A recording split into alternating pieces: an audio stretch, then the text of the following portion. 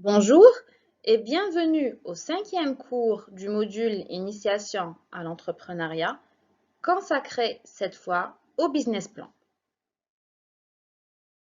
Le business plan est un outil qui sert à formaliser une idée de développement, reprise ou création d'une nouvelle entreprise.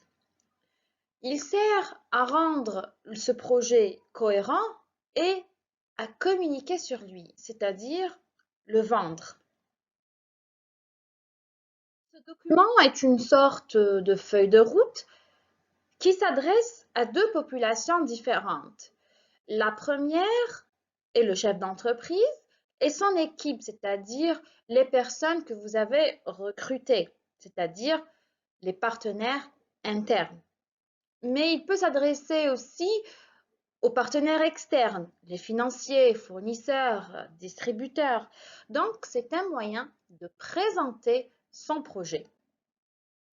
Évidemment, il existe plusieurs structures du business plan. Allez-y voir sur le web, vous allez en trouver de toutes les couleurs. Mais moi, aujourd'hui, je vais vous proposer une structure que j'apprécie énormément et que pour moi sert à bien présenter le projet de l'entrepreneur. Bien sûr, tout d'abord, le business plan doit comporter un résumé. Ce résumé doit être au début du document, mais il va être rédigé, bien évidemment, en dernier. S'ensuit la présentation de l'entrepreneur et de son projet, la description de son offre, la présentation du marché, sa stratégie, son équipe managériale, ses projections financières et enfin la présentation de son entreprise. Nous allons maintenant présenter tous ces éléments un par un. On commence par l'executive summary ou le résumé opérationnel. Il sert à présenter l'ensemble du projet. Il le résume. Qui êtes-vous? Que faites-vous? Que voulez-vous? Veillez bien à ce que vous répondiez à ces trois questions dans cette partie-là. Donnez également des raisons pour vous faire confiance, notamment les chiffres d'affaires, vos projections financières, les atouts essentiels de votre succès, vos points forts. Bien évidemment, cette partie est rédigée en dernier. Le second point qui doit être présenté juste après l'executive summary, c'est bien la présentation de l'entrepreneur et du projet. La présentation de l'entrepreneur, c'est-à-dire présenter votre background académique, votre expérience professionnelle, mais surtout votre portefeuille relationnel. Nous avons parlé dans le précédent cours de l'importance de ces aspects-là pour l'entrepreneur avant de commencer et d'entamer son projet. Eh bien, c'est là que ces éléments doivent figurer. Le deuxième point, c'est la genèse du projet. La genèse du projet, c'est-à-dire, là, vous allez expliquer d'où est venue l'idée de créer ou d'entamer ce projet. Regardez, Jan Kuhn, l'idée lui est venue de sa frustration. La frustration qu'il a vécue lors de son enfance et son adolescence passée avec ses parents en Ukraine à cause de la peur de l'espionnage téléphonique. Vous pouvez dire que vous avez toujours été passionné par la nature, par les fleurs, par la cuisine, par l'informatique. Peut-être que vous voulez proposer ce projet pour réaliser un vieux rêve de votre maman depuis votre tendre enfance, qu'elle vous parle de son projet, que vous voulez lui faire plaisir. Ça aussi, votre sensibilité vis-à-vis l'écosystème, vis-à-vis le développement durable, par exemple. Donc tout ceci, pardon, est intéressant. Comment l'entrepreneur a-t-il réuni les ressources pour concrétiser son idée? Là aussi, vous devez parler. Donc, dans la genèse du projet, euh, vous devez présenter les ressources que vous allez utiliser pour concrétiser votre projet ou que vous avez l'intention d'utiliser. Le pourquoi du projet, donc pourquoi ce projet et pas un autre? Qu'est-ce qui vous motive? Les atouts de l'entrepreneur pour la réussite du projet, donc vous allez faire le lien entre présentation de l'entrepreneur et la jeunesse.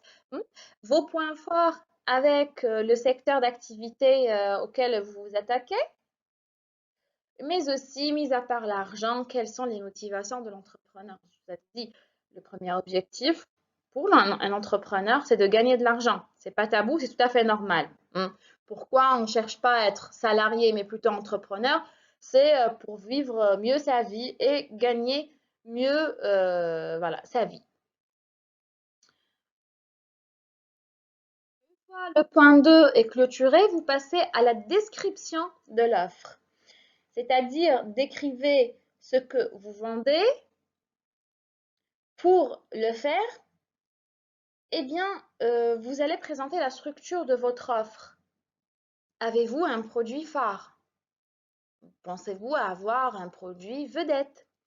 Comme par exemple pour la marque Hamoud Boualem, leur produit phare ou leur produit vedette, c'est Selecto. C'est l'emblème de la marque. Là, il faudra aussi vendre votre produit au lecteur. Essayez de présenter les différents atouts, présenter son utilité ou bien la satisfaction qu'il va pouvoir générer pour le consommateur. Là, bien sûr, vous allez veiller à ce que vous présentez votre offre en termes de bénéfices clients et non pas en termes de fonctionnalité. Souvenez-vous l'exemple de la fameuse friteuse. On ne présente pas l'objet comme étant blanc avec un régleur, avec un câble d'alimentation, avec un bac pour l'huile. Non, on présente en matière de satisfaction client et de bénéfice client.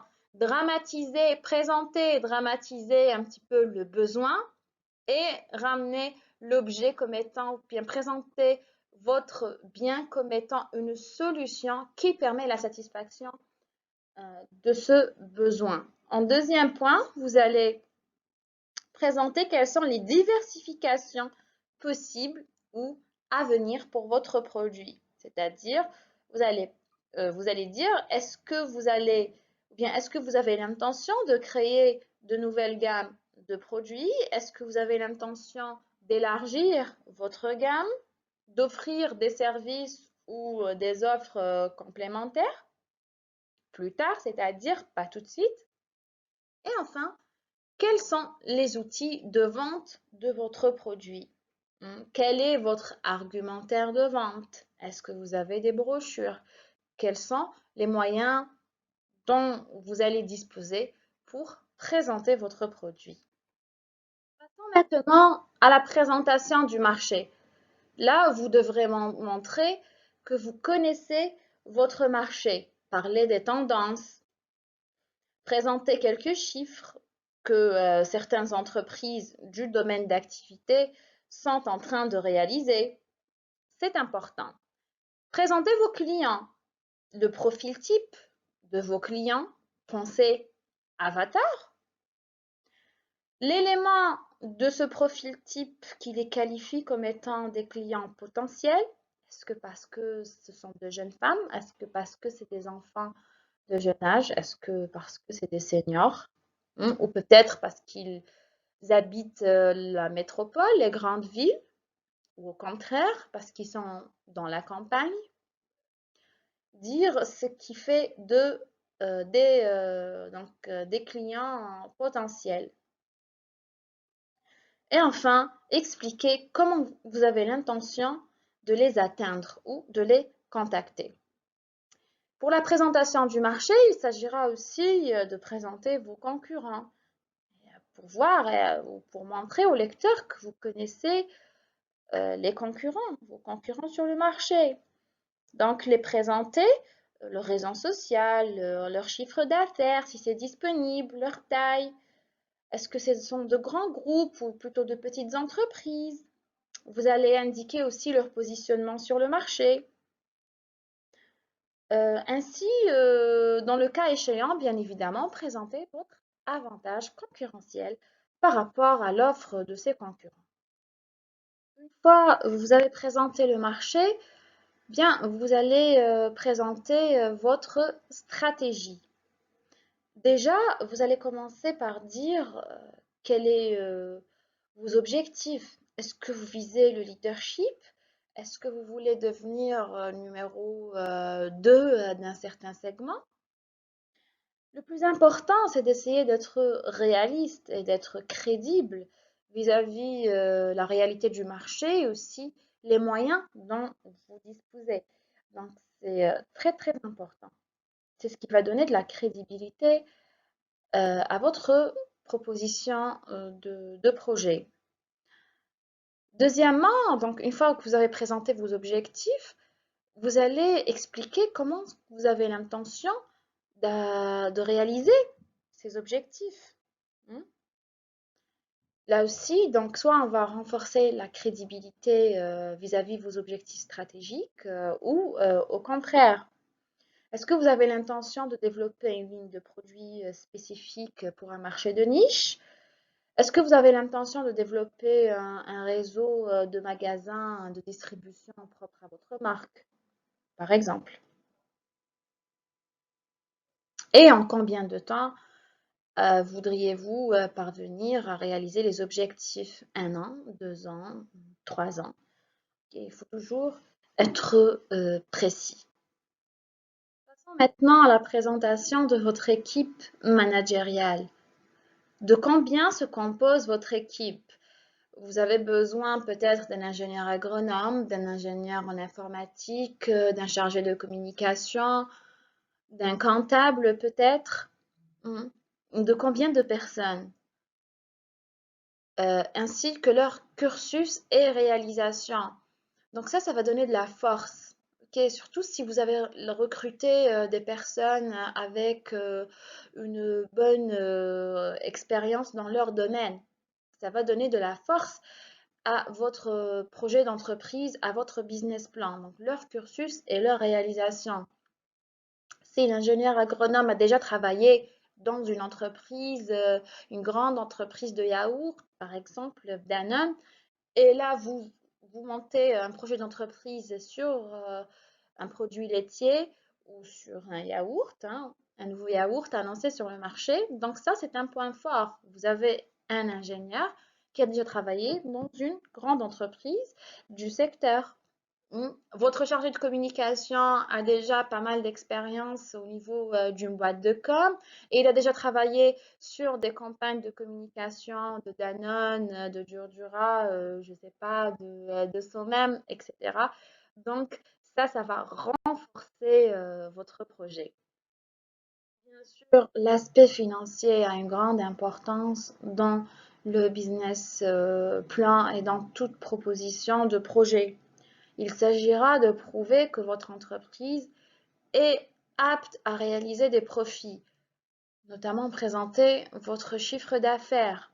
Rappelons-le, le chiffre d'affaires, c'est donc le prix de vente multiplié par le nombre de clients.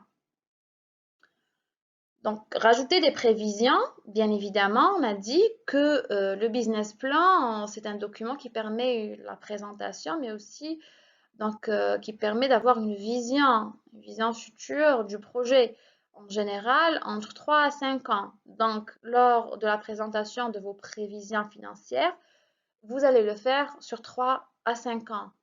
En d'autres termes, année 1, vous allez réaliser tel chiffre d'affaires. Année 2, vous l'espérez, vous allez réaliser tel chiffre d'affaires. Année 3, tel chiffre d'affaires et vous pouvez aller jusqu'à la 5e année.